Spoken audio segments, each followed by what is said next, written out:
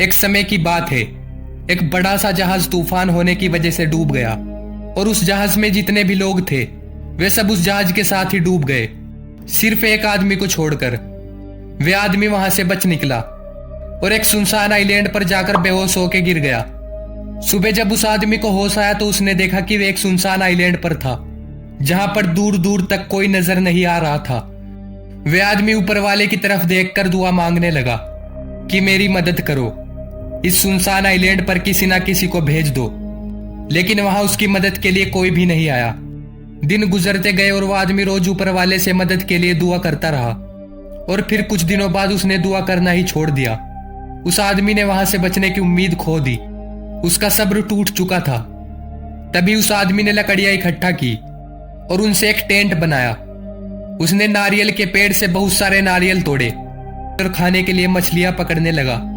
पूरे 15 से 20 दिन निकल चुके थे और वो आदमी यहां से निकलने की पूरी उम्मीद खो चुका था। इसलिए उसने तकरीबन 20 दिनों की मेहनत के बाद वहीं पर एक लकड़ियों का घर बना लिया था।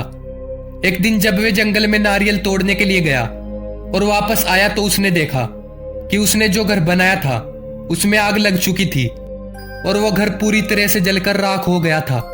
तभी उसने ऊपर वाले की तरफ देखा और कहने लगा कि मैंने आपसे मदद मांगी तो आपने मेरी मदद नहीं की।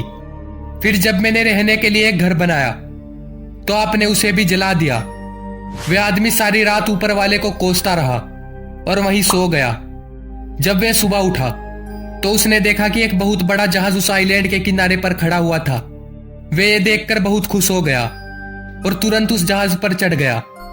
जब उसने पायलट से पूछा कि उन्हें कैसे पता चला कि वे इस सुनसान आइलैंड पर है, तब पायलट ने कहा कि कल तुमने जो आग जलाकर हमें सिग्नल भेजा था उसी की वजह से हम इस आइलैंड पर आए हैं।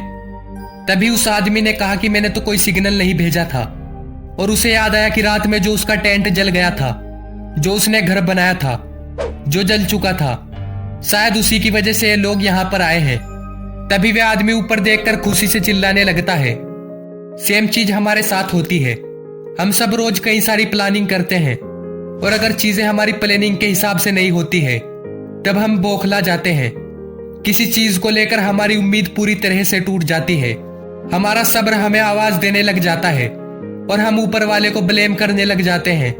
लेकिन आपको नहीं पता कि उसका प्लान आपके लिए क्या है। आप उसका अंदाजा भी नहीं लगा सकते। वे लाखों करोड़ों लोगों की जिंदगी चलाता है। उसे सब पता है कि कब किसे क्या देना है और क्या नहीं। जब चीजें आपके हिसाब से नहीं हो रही हो तब उस पर भरोसा रखना। उसके पास जरूर आपके लिए कोई प्लान है। वे दूसरा दरवाजा खोले बिना पहला दरवाजा बंद नहीं करता। कभी भी उम्मीद मत छोड़ना। दोस्तों, आपको ये मोटिवेशनल स्टोरी कैसी लगी कमेंट करके जरूर बताना।